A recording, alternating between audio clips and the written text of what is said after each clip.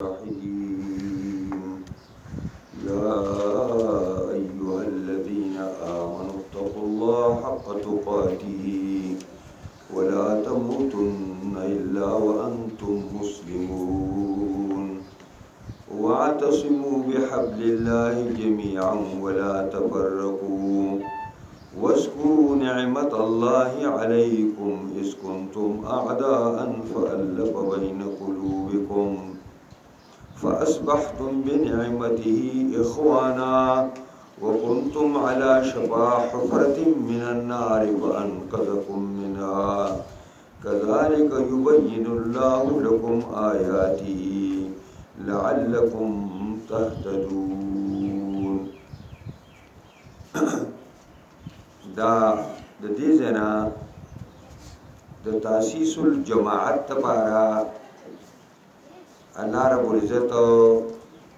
یو څو هدایات او یو څو شرایط ذکر کړي. د مسلمانانو لپاره د یو جماعت نه خلاصې نشته چې هغه ولوي او امیر او د امیر د لاندې به بیا دوی زندگی تیری او د شریعت باندې پورا عمل کول دا الکی چې مسلمانانو د پاره یو جماعتي او دغه یو امیر او بیا دا د جماعت دا ارکان ټول داسي چې عقیده دې ټول یو وي لکه مسلمانان دي ټول عقیده دې د توحید او د ټولو عقیده دې د پیغمبر خدا صلی الله علیه وسلم د خاتم النبیین او قرآن عظیم الشان باندې ټولو ایمان. نو کله چې عقیده کې اتحادی نو بیا اختلاف ډیر کم پیدا کیږي. نو عقیده د ټولو وی او عقیده د یووالي د الله سونه چې ارکان جماعتي او دې سره ادا دي چې په دې جماعت کې بیا داسي یو ټولګي همي چې اغي امر بالمعروف او نهي عن المنکر کوي. دا امر بالمعروف او نهي عن المنکر بدال مستقل د خلیفہ په مشوره باندې باندې یو ټولګي وي او اغي به دا کار وکړي او بیا دغه کار کسان چې دي نو درای مدار چې دا فعال دا مناراست نه چې دعوت کار وکړي د الله دین طرف ته خلکو له دعوت ورکړي او د خپې بنزي او د خپل باندې چلیږي او د تشبر اینام به اسیرو کني نه باقي دا فعال کله چې د جماعت کارکنان فعال نه نو هغه جماعت نه چلیږي نه کوي. او سلورم دا ده چې جماعت کې به اغیار نه رادن نه کول. د اغیارونه غیر مسلم می مراد دي. ستاسو د جماعت رکن دا به يهودي نه دا به پیرنګي نه دا به هندو نه او دا به منافقون نه. ځکه چې د جماعت کم سره رکن شي نو جماعت تمام رازونه هغه ته ښکار شي. نو چې تا اغیار را دند کړي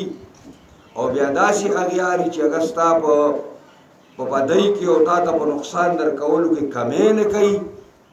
او تا هغه ځان سره والي نو سراسر د جماعت رازونه به پاشي او بیا چې جماعت کم رازونه نیک رازونه ځان سره پټ ساتل د الله د دین د غلبې لپاره او د دعوت د خورول لپاره دا ټول به بیا مس شي او خراب شي. نو دا لومړی خبره قرآن کوي داسې چې ټول ارکان دي متفق او متحده په صحیح عقیده د اسلام باندې وي. یا ایها الذین آمنو اے ایمان والو او دا تاسو ته ما سو زره وی چې دا خطاب خاص دی او دا الله په قرآن مجید کې په اتیا زینو کې ذکر کړی یا ایها الذین آمنو یا ایها الذین آمنو. د دې اهمیت دا دی چې د ایمان په وجه موږ ته ځکه आवाज کوي چې ایمان داسې جوهر دی چې دا چا کې پروتي د الله خبرو قدر ورسره وي د الله په خبرو باندې ځان پوهه کوي د الله په خبرو باندې عمل کوي نو ځکه الله د ایمان په نوم باندې موږ او تاسو ته آواز کوي او بیا دویمه خبره په ایمان پسې چې ضروري ده نو اتقوا الله حق تقاته ویریږئ د الله نه څنګه چې د الله نه حق د یریدلو دی ولا تموتن الا وانتم مسلمون او ممرئ تاسو خامخا ممرئ الا وانتم مسلمون ور په داسې حالت کې مړه شئ چې تاسو تابعدار او گردن نهاد یئ د الله منونکي یئ د الله ظاهري او باطني لحاظ سره د الله د حکمونو پابند یئ تقوا معنا تاسو ته ما کړې وه چې دا د وقایقي وقایتن نه دی په معنا د ځان ساتلو باندې راځي دې ته وقایې ځکه وایي د قرآن مجید ته چې دا لګېدلي دي چې دا د قرآن مجید دننه د بوسیده کېدلو نه او د شلېدلو نه منع کوي دې ته ځکه وقایې وایي دې ته دا وقایې هم دی نه دي وقایت اصل کې ساتلو ته ویلې کېږي زموږ فقه کې وقایت او روایت کتاب هم شته معتبر کتاب دی دی وجنا تقوا اصل کې پرهیز ته ویل کېږي د څه شي نه پرهیز چې د څه نه خدای او رسول پرهیز کړی یا که نه به پرهیز کوي غلا به نه کوي زنا به نه کوي جواري به نه کوي پردی ویني به نه توی کوي غیبتونه به نه کوي مسلمان ته به تکلیف نه ورکوي دا ټول دي که نه او بیا حق تقاته معنا دا ده چې داسې د الله نه ویریږئ څنګه چې د الله نه حق د یریدی عبدالله بن مسعود وی د الله نه حق د یره دا دی چې ان یعطا فلا یعصا حق د یره د الله نه دا دی چې د الله خبره به منل کېږي او د الله د هیڅ خبرې نافرماني به نه کېږي کوم سړی چې د الله هر حکم مانه او د الله د هیڅ حکم خلاف ورزي نه کوله دا متقي کامل دی او دا مؤمن کامل دی ان يعطى فلا يعصى وان يذكر فلا ينسى او دا الله رب العزت به هر وخت یاد ساتل کېږي او په هیڅ صورت کې به هېروي نه نو متقي کامل دا دی چې دته د الله د ژوند په هر اړخ کې یادي او دی د ژوند په هر اړخ کې او په هر پهلو کې د الله نه یریږي کده په پټي کې دی او کودار ورسره ده نو پردی پولی خوا کې لګیا دی په خپل پټي کې دا پوله باندې وهي دا تقوا ده په دکان کې ناست دی نو په تله کې به وهل نه کې دا تقوا ده چلکی به په چیو کې نه ګڼې دا تقوا ده او که چا د عدالت په کرسۍ باندې کېنولي نو فیصلې به هلته په حق باندې کوي د هېچ چا لحاظ به نه کوي د خدای لحاظ به کوي او که چا د ملک سربراه کړي نو بیا هلته په دغه کرسۍ کې د خدای نه ویریږه د دې قوم خیال کوه دا قوم د الله په دین باندې روان کا د دې قوم چې کوم ضروریات دي هغه سر کا د دې قوم دپاره خیر ولټوه د دې وجې نه حدیث کې راځي چې د هر غدار په قیامت کې په د هر غدار به یو جنډۍ او وروستو پرې ډونګه به یې ورته لګولي او د ټولو نه لویه جنډه به د هغه لوی غداري چې هغه د قوم غداري بیا چې د قوم مشر دی او قوم سې غداري کړې ده او بیا ولا تموتن الا وانتم مسلمون ممرئ مگر په داسې حالت کې چې مسلمانان یې نو مرګ خو اختیاري شی نه دی چې موږ ته الله وایي ممرئ مگر مسلمانان مړه شي دا خو زموږ په واک کې نه ده خو د الله واک کې دی یحیی و یمیت خو الله دی نو دې معنا دا ده چې 24 ګنټې ته مؤمن او مسلمان دي 24 ګنټې یعنې ستاره شواروز چې 24 ګنټې دي په دې کې د ته مؤمن او مسلمان اوسېږي نو تا ته به مرګ چې راځي نو په داسې په یو شواروز کې به راځي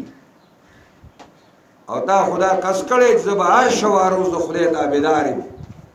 نو مرګ چې راځي خود به په حالت د اسلام کې راشي واعتصموا بحبل الله جميعا ولا تفرقوا واذكروا نعمة الله عليكم إذ كنتم أعداء فألف بين قلوبكم فأصبحتم بنعمته إخوانا. دا اوس او خزرج دو غټي قبيلې په مدینه کې د امیان اوسېدلې،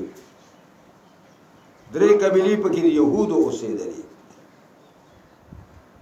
اوس او خزرج دا د عوامو د امیانو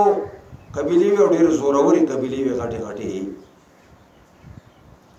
او بنو نذیر او بنو قریظه او بنو قینقاع درې دا په کې د يهودو اوسېدلې. او دی اوس او خزرج په خپل کور کې دومره جنگونه کړیو د یو بل نه په زرګونو باندې مړی کړی، او جنگونه په ډېرو معمولی خبرو باندې. ساره قبیلې اوخ راغلی دی او زما په پټي کې د کورکوړي جاله و په هغې په انډو باندې خپی، او دې قبیلې خلک راغلی د اوخ پی په توره واري دي، او دا قبیلې خلک راغلی لکانې وجلي دي. او د هغې نه یو جنگ په سلګونو کاله چلیدلی و. د بعاث یو مشهوره جګړه وه. کله چې پیغمبر خدا صلی الله علیه وسلم راغی، قرآن عظیم الشان پیش کو، خلک په دین باندې پوه کو، نو اوس او خزرج دواړه قبیلې مسلمانان شو، او داسې ورورولي قایمه شوه، او هغه د جاهلیت هغه تربګنۍ، د جاهلیت هغه دشمنۍ هغه غونډې ختم شو، او یو انصاري مدینه شو، انصاري مدینه. او دونه یو بل باندې مین او د یو بل نه زارېدل به. یو مجلس کې دا دواړو قبیلو خلک ناست دي. یو یهودي دی شاس ابن قیس په نوم باندې په دې لار تیر شو، چې دا انصاري مدینې ولیدل چې دا یو بل نه زارېږي او یو بل د مینې او د محبت یو مجلس ساز دی، ډېر سخت خفه شو، وسوځېده. د سړي دا خلکو د یو بل وینې به یې تویولې، موږ به پکې مزې کولې. او دا اوس داسې وروڼه شوي دي، لاړو ټول عمر یهودیان او انګریزان دا زموږ خلاف سازشونه کوي. یو نوجوان یهودي ته وویل چې ته به لاړ شي، او دا انصاري مدینه چې دی دا په دې دغه باندې، په دې لوبو باندې او په دې غزلو مزلو باندې ډېر زیات مین دي. نو داسې په اشعارو کې به د بعاث د جګړې یو نظم وي، او د بعاث په جګړه کې اوس ګټلې وه او خزرجیانو بایللې وه. نو هغه یهودي هلک چې راغی، نو هغه وویل چې اجازت کوئ چې زه یو نظم واورم. نو هغې ووایه. نو د هغه بعاث د جګړې هغه نظم یې شروع کړو چې پای کې اوس زورور شوی دی په خزرج باندې، او خزرجیان یې وجلي او راسملولي دي. ناڅاپه بس یو بل پسې توره توربیښ شو او راپاڅېدل، او یو چغې کړې چې الصلا الصلا، او سیانو خپلو خلکو ته چې وسلې راورسوئ، او خزرجیانو خپلو خلکو ته چې وسلې راورسوئ. نبی اکرم صلی الله علیه وسلم سره د دواړو قبیلو سرداران او مشران ناست دي. څوک راغله چې الله پیغمبر ملګري په یو بل پسې وسلې راوغوښتې. نبی اکرم د مشرانو سره زر زر هغه مجلس ته راغی، او نبی علیه الصلاة والسلام چې دی ولیدل توره توربیښو یو بل ته، ویل چې او د الله بندګانو، زه ستاسو په منځ کې موجود یم، د الله کتاب قرآن موجود دی، او تاسو اوس هم د جاهلیت چغې وهئ چې اوس دغه ده اوسي وایي اوسیانو راورسئ، او خزرجي وایي خزرجیانو راورسئ. دا د جاهلیت هغه چغې تاسو وهئ. او نبي دا صحابه چې کله دا خبرې پیغمبر وکړه، فوراً پوه شو چې دا شیطان انسی او د شیطان جنی په شریکه باندې عملو چې موږ یو بل په سره پاسولو وی جړل او یو بل له غړی ورکړي او یو بل سره لاس ملاو کړ او په دې پوه شو چې دا شیطان اثرو حدیث کې راځي ټول د پیغمبر خدا سره وزیر روان شو او دا اثر الله تعالی ختم نو هغه ته اشاره کوي قران واعتصموا بحبل الله جميعا کله کې منګولې ولګوي پر سید الله باندې ټول لوی واړه زنانه نارینا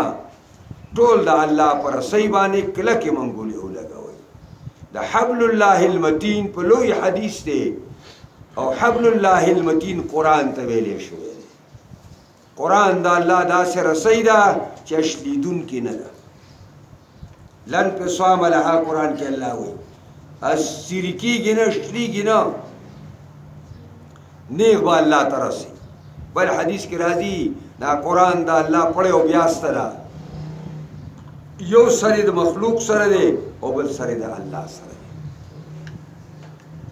کسوک اللہ تزان رسی بغیر دے قرآن ننشی رسی دا قرآن بخبلے خدای ته ورسی ولا تفرقوا مدل ډلې کېږي د قرآن نه چې څوک په یو لار روان یو څوک په بل او پر کواریتونه پیدا کوي او ډله بازی پیدا کوي دا مه کوي او واذکروا نعمت الله علیکم یاد کئ نعمت د الله په ځانونو لوی نعمت د الله قرآن دی او لوی نعمت عظما د الله اسلام دی او لوی نعمت د الله جناب محمد رسول الله دی یاد کئ نعمت د الله په ځانونو اس کنتم اعداء ناغ وخت وی تاسو یو بل دشمنان اوس د خزرج او خزرج د اوس دشمنو او بزرګونو مړي دی یو بل نکړي یو بل به جلاوطن کول یو بل شړل فالف بین قلوبکم الله الفت او مینا او جوړ را واستستا زړونو مینس کې فاصبحتم بنعمته اخوانا پس ګرځیدای په سبب د نعمت د الله باندې چې قران او اسلام او جناب رسول الله دی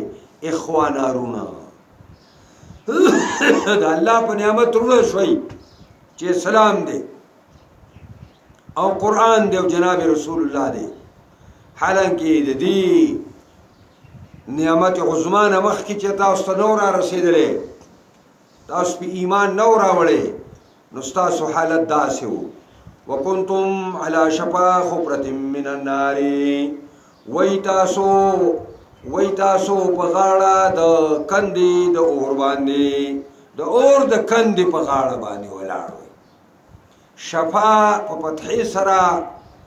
غاړې ته وای او شفا چې په شین په کسره سره شي نو بیا علاج ته وایي نو قرآن شفاء لما فی الصدور دی او دا شفا دی په فتحې سره نو معنی د کندې غاړه ده څنګه دوی د کندې د اور په غاړه معنا دا ده چې کومه عقیده ستاسو د شرک کوم عمل ستاسو د کفر وو گویا کې دا څه ولکه تاسو د جهنم د کندې په غاړه ولاړ یې خو د مړ کېدو سره به ورتاسو خدای ورچي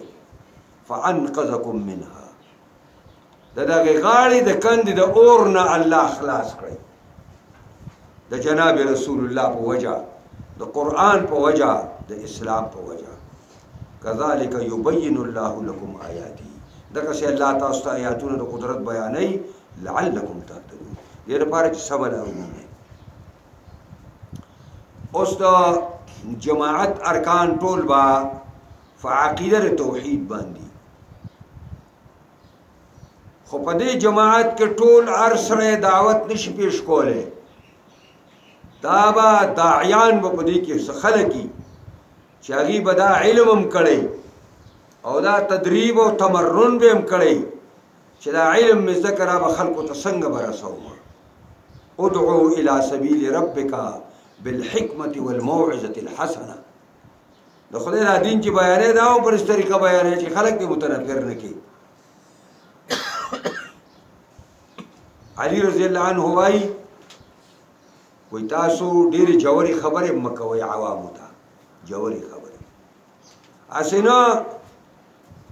چې الله باندې د ایمان په ځای باندې دا خلک کافر نشي چرته نو او فرمایل دویمه خبره په جماعت کې دا ده چې ولتکم منکم امه په تاسو کې دی یو ډله وي يدعون الى الخير چې خلق خیر طرف ته رابلي خیر د الله دین دی خیر د الله په دین کې دی ويأمرون بالمعروف او حکم بکای خلقو ته په نیکو باندې امر منګه د طالبانو ته اصول په کتابونو کې وایو نو قول قائل لغيره على سبيل الاستعلاء افعل دا تعریف ورته کو وینا د وینا کون کی دا ځان دا وینا کون کې غټ غني چې چاته وای پاګه باندې او ورته وای او کرا کا نو کته چاته وای چې یارو رمانځل راشه نو دا امر دی دا سوال دی خطبه امر الکه چې ته امری ستا سره ډنډۍ ستا سره قوت او طاقت نو ته به امر کې چې مونږ کوي یو پولیس تراشي یو پولیس او تاسو د دې کلی په جماعت کې ځالته ولاړی او رشتر دی ور سید ارسلی یره که یو سره د جماعت نه پاتې شرمانه کړو ډنډه راکړه دیو جن عثمان ابن عفان په فرمایل چې په اسلامی حکمران یعنی په خلیفہ باندې الله له دون خلکو اصلاح کوي چې په قران نه کوي ځکه چې قران هم دعوت پیش کوي او اسلامی خلیفہ هم دعوت پیش کوي خو قران واعظ کوي او اسلامی خلیفہ دعوت سره تورې په لاس کې تورې نو خو بیا خلک ډېر یې کنه په نغدو کې کار کوي الله خو ورته قیامت کې ګوري دی وجنا امر دیته وي او معروف دیته وي چې ما وافق الكتاب والسنه چې د قران او سنت موافق خبره ودا معروف او معروف دیته وي چې په شریعت کې معلوم لکه مونږ کوا روزنی سا زکات ور کوا حج کوا وینهون عن المنکر او بندي به خلق منکراتونه به خلق بندي منکر ستوای او نهي ستوای نه هم د کمانا من طالبانو ته کو چې قول قائل لغيره على سبيل الاستعلاء لا تفعل وینا د وینا کون کې دا وینا کون کې ځان په دی وینا چاته چې کی غټ غړي وته مکورا کا غلا بنه کې زنا بنه کې جواری بنه کې مرنا کا قتلونه بنه کې غیبتونه بنه کې غلاګانی بنه کې دا نه دی نظام قوت غواړي طاقت غواړي دا موږ چې الله نظام راولي موږ دا مطلب دی موږ په کې دا نه غواړو چې وایي کې څوک گورنر کې زما گورنر یې شړل کوو زه هم دا کار کوم چې دا کوم خو د مسلمان په حیث زماره پر دا پکار زوی مچ نه دا حکومت دی قرآن پرنا کی دا مسلمانان یو منګه د وزیر اعظم او صدر نواله د ادنا مسلمانه پوری د کلاس پوره پوری وایا ټول مسلمانان څه شی به حایل چې شریعت ناراضي یا خو ټول موږ مسلمانان نه دي سره او کيو نو بیا کم مانع دی ولی بیا خپل دین نشو راوستي پرې کې زموږ څه تاوان دی او منکر دی ته وای ما خالف الكتاب والسنه غلا منکر دا جواری منکر دا زنا کول منکر دا پردی ویني تویل منکر دی غیبتونه کول دا منکرات دي مسلمانان تنگول مسلمانان له ضرر کول دا ټول منکرات دي واولئک هم المفلحون دا کسان هم دي کامیاب دي چې امر بالمعروف او نهی عن المنکر چا کولا دا کامیاب خلق دي دا کامیاب ولا تكونوا كالذين تفرقوا واختلفوا من بعد ما جاءهم البينات واولئك لهم عذاب عظيم ولا تکونو کالذین مکی گئی پشان دا قومونو باندې تفرقو چې ډلې ډلې شویو واختلفو او مختلف شویو اختلافات احساس کړیو یو بل باندې پتوې کولی یو بل ته به کافر وایو یو بل ته به ګناهګار وایو من بعد ما جاءهم البينات پس تاګینا چې راغلیو دي خلقو ته ښکار دلایل خود قرآن او سنت او د آسمانی کتابونو هدایت برالل د آسمانی کتابونو هدایت برالل پیغمبران برالل او دوی بلاغی نرستو ډلې ډلې شو او اختلافات پیدا کړه حالانکه دلایل راتل دا د اتفاق سبب سازی دی شي د اختلاف نو الله فرمایي اولئک دا قسم خلق چې د حق نه ډلې ډلې شي او یو خبر فاتلان شي لهم عذاب عظیم دې لپاره لوی عذاب الله چې کوم شي ته لوی وایي نو الله ډېر لوی دی پته دې لګي څونه غټ وي یوم تبیض وجوه هغه ورځ هم یاد کوي یاد عذاب علیم به دوی لپاره په هغه ورځ چې سپین به یې مخ بازي مخونه بازي مخونه به د قیامت په ورځ باندې تک سپینې او پړکېږي به او الى ربهم ناظر اول ذکر است براشي الله تبغوري وتسود وجوه او ډیر مخونه به توري تک تور مخونه وي تک تور عليها غبرة قطرة تور گرد به پروتي او تک تور والے به پروتي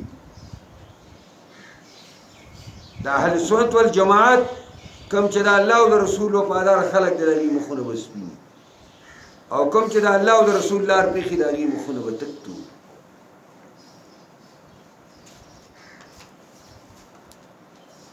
فاما الذين اسودت وجوههم اكفرتم بعد ايمانكم فذوقوا العذاب بما كنتم تكفرون اجمالی طور قرآن تقسیم کو چې قیامت کې به بعضو خلکو مخونه سپینه او د بعضې خلکو مخونه به توري دا اما تفصیلیه دی منګه ګریمر کې طالبانو ته وایي تفصیل کو د ما اجمله کو فاما الذین اسودت وجوههم پس هغه کسان چې د هغوی مخونه به توري الله به ورته وایي اکفرتم بعد ایمانکم آیا کافر شوی وی پس ایمان راوړلو نه اے مرتدانو ایمان هم راوړی و دنیا په لالچونو بیا کافر شوی وی فذوقوا العذاب بما کنتم تکفرون پس وسکئ عذاب په سبب د هغې چې وی تاسو انکار وکړو واما الذین ابیضت وجوههم او هغه کسان چې سپین به مخونه د هغوی ففي رحمت الله ای بدوی دا الله په مهربانۍ کې رحمت دا الله مهربانۍ ته وایي دلته مراد جنت دی دلته مراد جنت دی نو دا جنت نه تعبیر پر رحمت سره شوی دی ځکه چې جنت ته بغیر د خدای د رحمت نه سړی نشي تللی یو ځل پیغمبر خدا صحابه ته وویلي صحابه کرامو دا راته ووایي په خپل عمل با جنت تلاړ شي نو صحابه ډېر مؤدب خلک هغې چې کومه خبره به نه ورتله به نه ویله ویل الله او رسول به خبري نو موږ خو نه پوهېږو نبي اکرم ویل هېڅوک په خپل عمل جنت ته نشي صحابه ویل جی تاسو ویل زه هم په خپل عمل باندې جنت ته نشم تللی الا تغمدني الله بغفرانه وتغمدني الله برحمته مگر که الله په خپل بخشش کې او رحمت کې ډوب کړم جنت ته ولاړ شم ها مګر دا جنت ټکټونه پیدا کړي هر چا ټکټ جیب کې مونږ ګرځو چې که څوک ځي او که نه ځي زه خو به ځم او پیغمبر خدا وایي زه هم په خپل عمل نشم چې څوک خدای مې خپل رحمت کې ډوب نه کړي اصل د قرآن باندې ځان پوهه کوئ ګورئ قرآن آیین دی دا موږ ته لار راکوي درسته د الله طرف او د اسلام هغه اصل روح موږ ته ښکاره کوي قرآن. ځان ته دونه مه نیازېږي زه ملا یم نو بس جنتي او ته حاجي نو ته جنتي او ته حاجي نو به جنتي شوې. جنتي کېدل خو ډېر ګران کار دی، د خدای د رحمت نه مو ځان نه وباسي. علما لیکي ففي الجنت کې دی، خو چون کې جنت زید رحمت دی او جنت بغیر د رحمت الهي نه نه ملاویږي، ځکه قرآن تعبیر د جنت نه په رحمت سره وکړو. ففي رحمت الله یعنی فی جنت الله هم فیها خالدون. عباده حضرات په دې کې همیشه دې ته اتمام نعمت وي. ته چا یو ډېر ښایسته ځای ته وردن نه کړې، چکر دې پکې ولګاو او تا ته یې به وویل چې شه وځه، ته خدای چېرې سر راغلی اوس به جړې نه کېږي، چېرې سر راغلی نه وي. جنت ته وویل چې اړه وشي نو الله وایي دا ارمان به دې نه پیدا کېږي، بس هلته به قبضه وي، هلته به قبضه نه ماتېږي، بس تباهي ده هلته بیا. او دا نه چې قید وی ولا یبغون عنها حولا، په خپل طبیعت پسې بل خوا نیسي. تلک آیات الله نتلوها علیک بالحق، دا آیاتونه دي د الله لولو موږ دې لره په تا باندې بالحق په وسط حق او د صدق سره. وما الله یرید ظلما للعالمین، نه دی الله اراده کوونکی د زیاتي کولو په مخلوقاتو باندې. الله ظلم نه کوي په مخلوق باندې، بلکې حدیث کې راځي چې الله یو حدیث قدسی دی چې اے بندګانو ما په خپل ځان باندې ظلم حرام کړی، تاسو هم په یو بل باندې ظلم مه کوئ. ولله ما فی السماوات و ما فی الارض، دعوی توحید خالص د الله دپاره ما هغه ټول څیزونه دي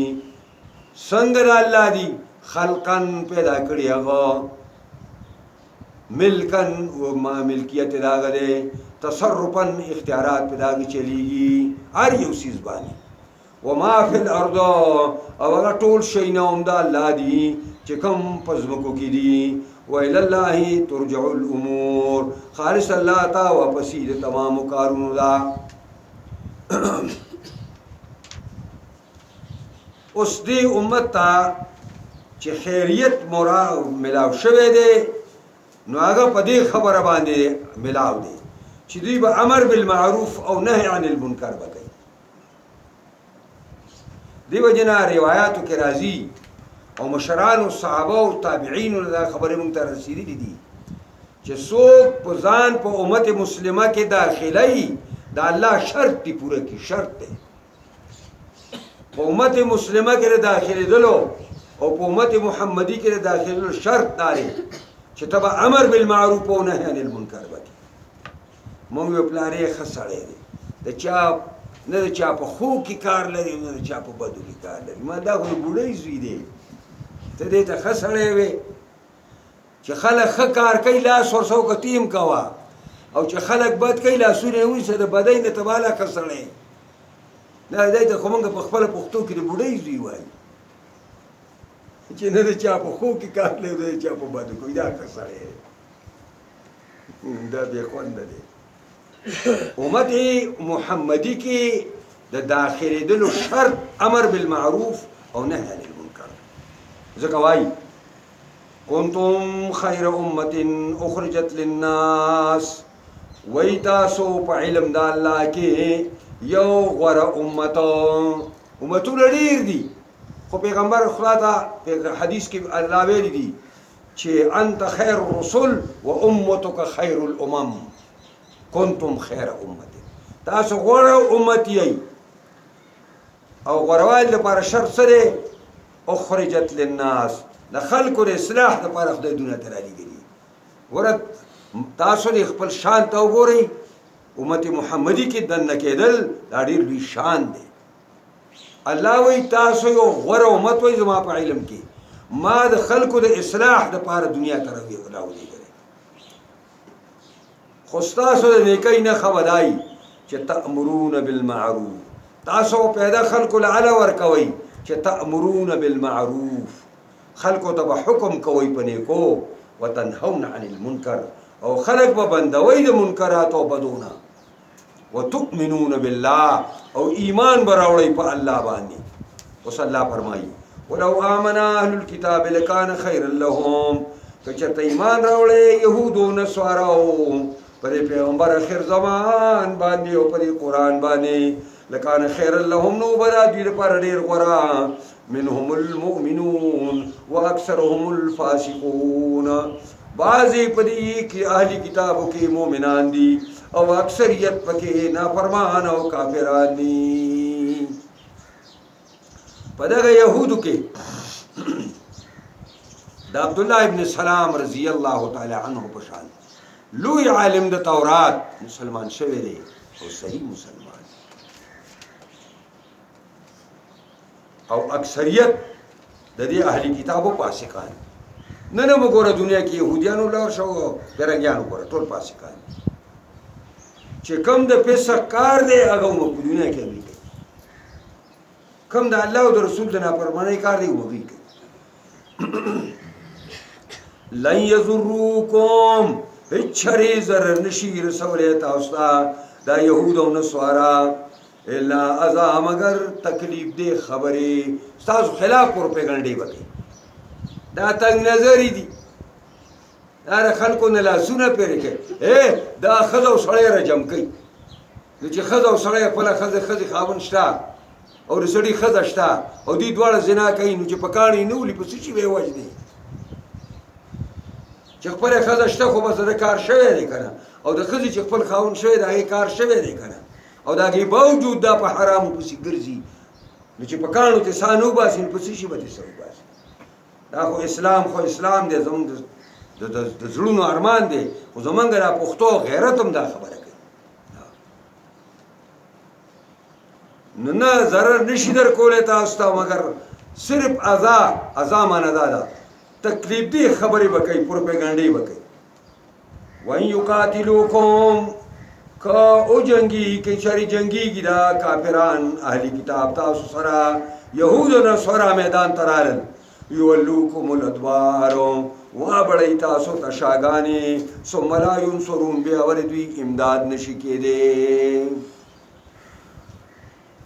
مخامخ موږ سره اوس هم یهودي او فرنګي نشي جنګېدی. تاسو چې صلیبي جنګونه وګورئ نو ټول مکر او توکې موږ سره کړی همیشه مسلمان په مسلمان والي دی.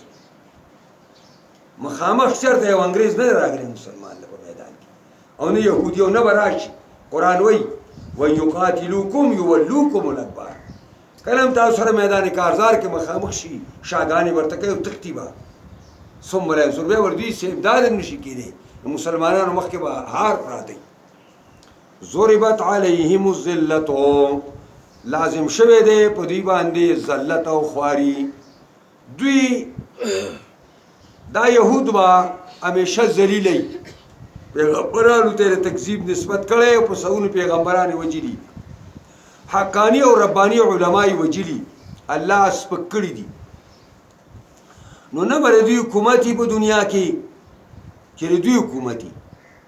او نه با دوی د فقر او فاقې نه خلاص. اینما سقفو په کوم ځای کې چې موندل کېږي د دنیا کله دنیا په کوم ګوټ کې دی که په روس کې دی که په امریکا کې دی او که هغه په بله دنیا کې دی خدای به سپک او ارزاني او فقیر به وي او د ده حکومت به نه راځي. نو سوال پیدا شو چې اوس خو په فلسطین کې حکومت شته او اوس په دنیا کې مالدار ترین قوم چې کم دی نو هغه یهود دي. قرآن څنګه وایي مخکې تیر شوی دی یوازې ذلت نه دی فقر هم پکې دی. نو هغه قرآن جواب کړی دی الا بحبل من الله وحبل من الناس. مگر دوی بر دې ذلت نه خلاصي او د فقر او فاقې نه کله چې دوی منګولې ولګوي پر رسۍ د الله باندې یعنی یهودیت او فرنګیت پرېږدي او مشرف بالاسلام شي نو دې ذلت او فقر نه به خلاص شي. وحبل من الناس یا دوی د خلکو پر رسۍ کې راشي. نو دلته موجوده مفسرین د دې لاندې لیکي چې بحبل من الناس دغه بحبل الامریکا و یورپ د یورپ او د امریکې رسۍ په غاړه کې اچولې ده او مولانا مودودي رحمت الله علیه دا خبره لیکلې ده چې دلته د فلسطین کې د دوی حکومت نشته او نه حق شته دا خو د فلسطین په ځمکه کې داسې دی لکه د انسان پړه کې چې ناسور ولګي په بدن کې او حکومت د دې نشته دا خو د امریکې او د برطانیې د وسلو ډیپو دی او دا اساس کړی درې ملکونو دی برطانیې ول ځمکه ورکړه ځکه ټوله دنیا برطانیې نیولې وه راج د برطانیې او قوت افرادي ول روس رالېږه ویل روسیان یهود وجني او وجلنا سازش و دوی ورته داسې راولېږي د ویانه په لار باندې به یې رالېږل او دلته فلسطین کې جمع کول او امریکا چې دا بیا دا بوټی برطانیې وکاره او مزدوران ولا دغه راولېږل روسو او سره او خاورې او دا ډېر رنونه دا ول امریکې دا کوي لګیا الا بحبل من الناس او داګي حکومت نشته دوی د طلا سوالي د 5 منټو لپاره دی حکومت دنیا کې نشي پاتې او د غریبۍ مسله څنګه ده د امریکا خو دوی قرضدار ده دا ډالر خو د دې دی په اصل کې دا IMF وړ بانک یو غټه سره یو دیار ده دا څنګه مسله ده نو چې دوی په میشه په پردو ملکونو کې فیکټریانې سازي کړي کارخانې او هر کال به دوی خپل بجټ چې وباسي نو خسارې به وباسي او تاسو وګورئ د یهودیانو چې په کوم ځای کې دغه په دنیا کې فیکټریانې دي هغې چې ګزټ شایع کوي نو ټول خساره پیش کوي نو قرآن رښتیا وایي فقر په هغې نه وتی نه دی که یو سړی داسې دی چې سرو سپینو په کور کې ځای نشته او بار چې کومه دی نو یو ته وایي چې ما نوړۍ راکړه او بل ته وایي نوړۍ راکړه نو ده به څوک مالدار وایي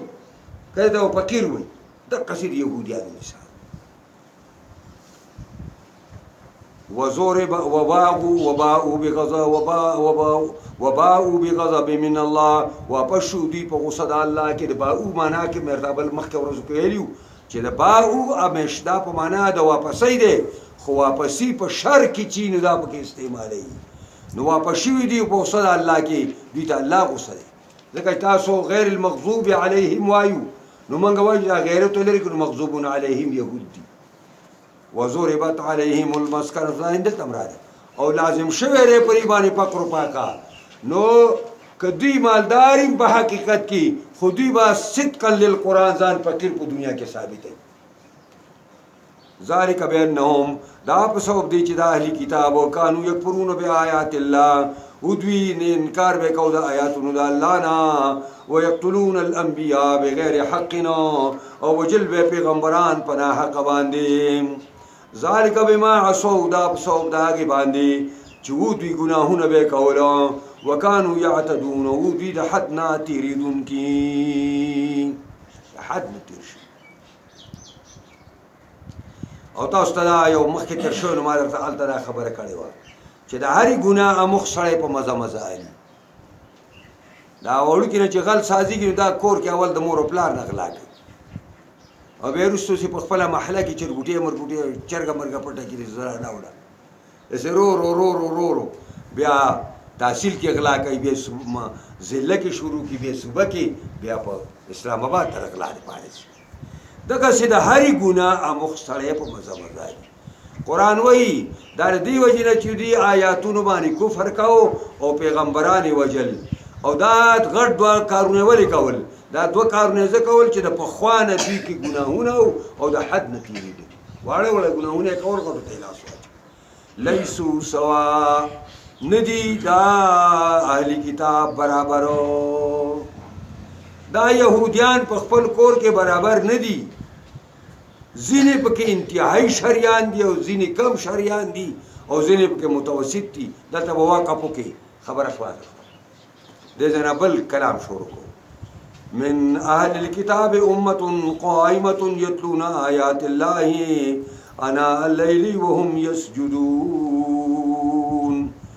ځینې د اهل کتابونه یو جماعت دی قائمتن ولاړ دې په حق باندې یتلون آیات الله للی آیاتنا د الله انا الليل په حصو د شپې کې انا حصو ساعات توای وهم يسجدون دي سجدي کوي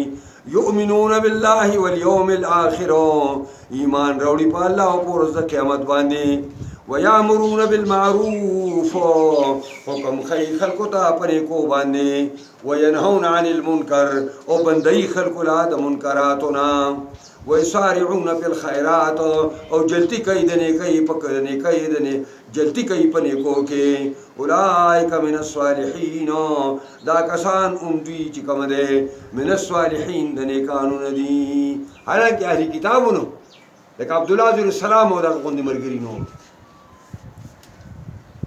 وما يفعلوا من خير اگا چې دوی کوي خیر کار د نیکي کارو فلن يكفروه پس اچري بل دوی نه شکرې ونکړي شي د دې خېګړې او د نیکي انکار به ونکړي شي او د هغې نه شکرې به ونکړي شي والله علیم بالمتقین الله واقف دی په پرهیزګارو باندې که زنانه او نارینه دی خو چې پرهیزګار دی نو الله ته معلوم دی که خلکو ته معلوم یې وکړي ان الذين كفروا لن تغني عنهم اموالهم ولا اولادهم یقینا کسانو چې کفر کړي لن تغني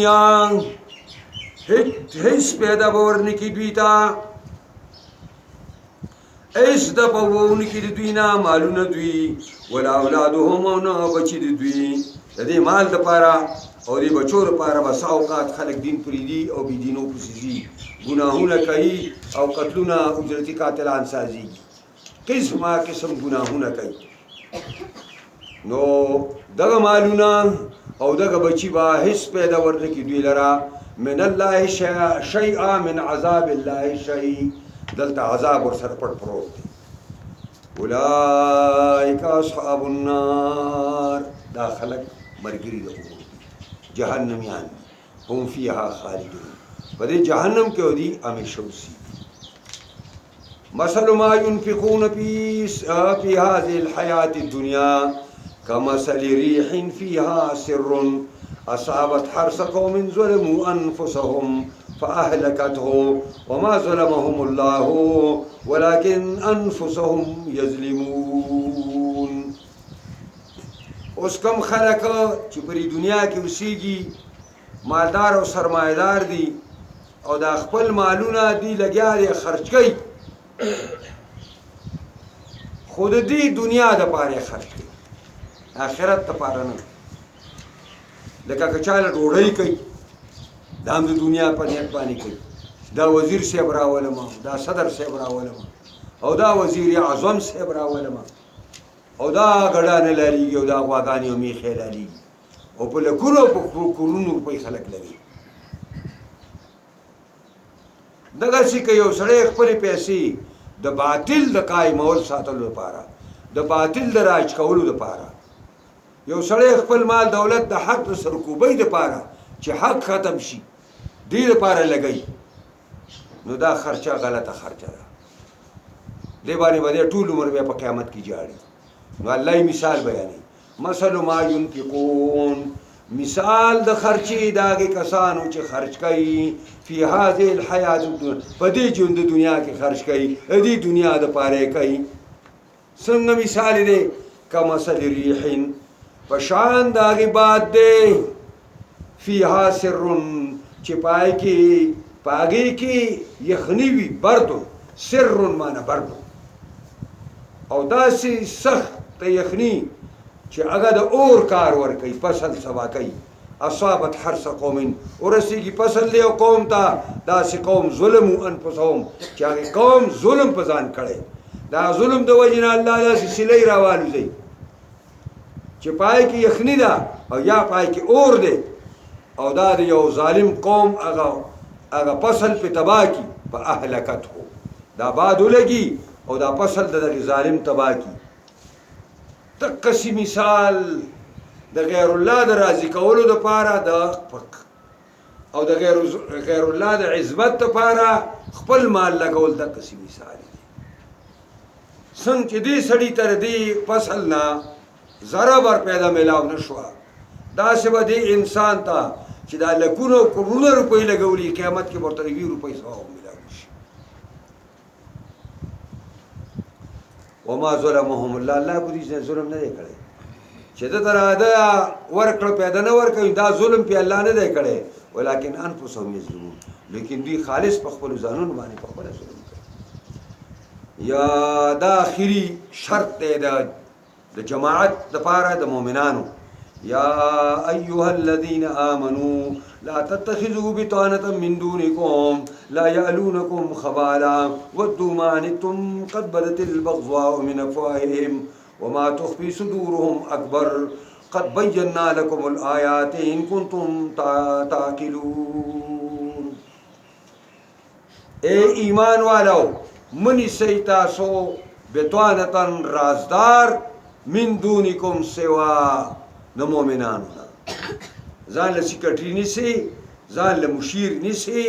ځان له وزیر نیسي نو مسلمان به نیسي لا یالونکم خبالا دا کفار او دا بی دینا کمی نه کوي تاسو ته په نقصان رسولو کې خبال نقصان ته وایي رجل مقبول هغه سړي ته عربی کې وایي چې دا هغه په عقل کې فرق وي ناقص العقل نو خلک وایي هلکه پرېږدې رجل مقبول دا یو سړی دی عقل یې دا یې معنی نو خبال کمی ته وایي کمی نه کوي دا کفار دا غیر مسلم چې تی مشیر سازې کمی نه کوي تاسو ته مؤمنانو په نقصان رسولو کې او ودو ما عنتم دغه اغیار خوښه ګڼي هغه خبره چې تاسو مشکک کېږي هغه تا ته صحیح مشوره نه درکوي د کمر نه دې غورځوي خو عقل درکوي او دا کته وی چې نه دا خو زما یار دی قد بدت البغضاء من افواههم ځان کړه یقینا ښکاره شوي دي بغض او کینې د خولونه ټیم په ټیم داسې خبرې کوي داسې پروپاګانډې د مسلمانانو خلاف کوي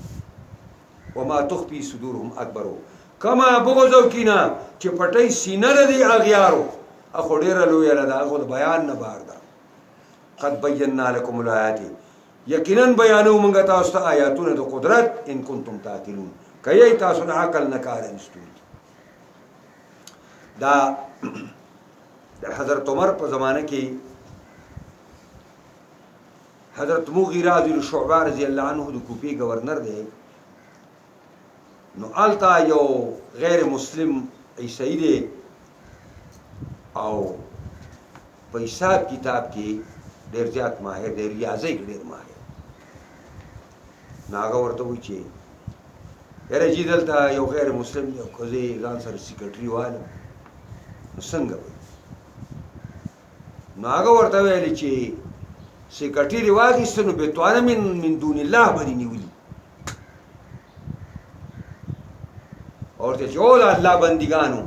چې الله یې سپکوي تی د عزت په کرسۍ څنګه کښېنې کافر خو الله بې عزته کړی دی د هغه عزت خو الله ختم کړی دی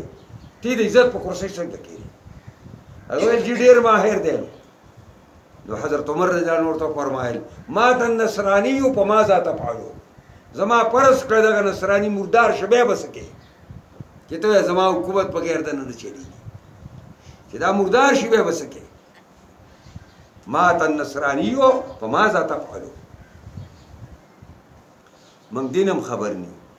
اغیار راغلي موږ کې راننوتي او ټول رازونه پاش کوي ستاسو د ایټم بم راز چا پاش کړی دا چا کړی دا یو مور و لور وه او تلي وه ته دې ته ویلي چې تاسو یې مې ساز هغې احساس کړی دی هغې باندې تاسو اعتماد کړی ودو ما عنتم دوست ته ګڼي هغه چې تاسو په مشقت کېږئ قد بدغت البغضاء من افواههم یقینا پړاګه شوي دي بغض او کینې دوی د خولو نه وما تخفي صدورهم اکبر قد بینا لكم الآیات ان کنتم تعلمون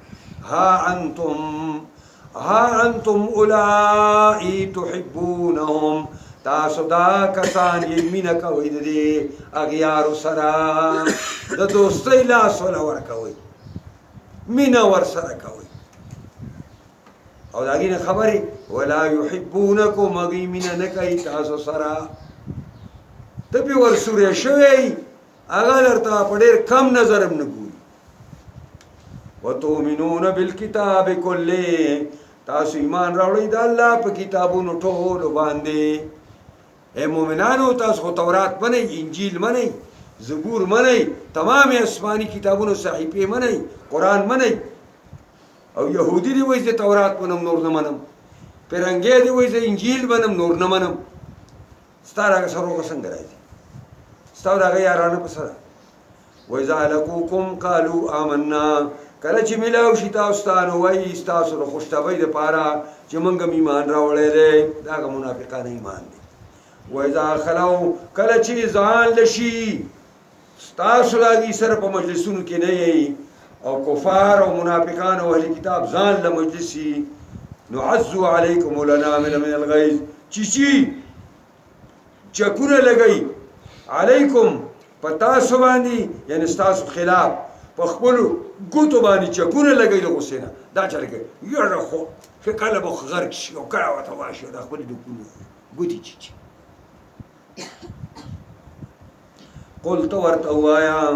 موتو بغیظکم مړه شئ په خپله غصه باندې الله هم په دغه غصه کې مردار کا چې په مسلمانانو باندې غصه یي دا الله په دین غصه یي ان الله علیم بذات الصدور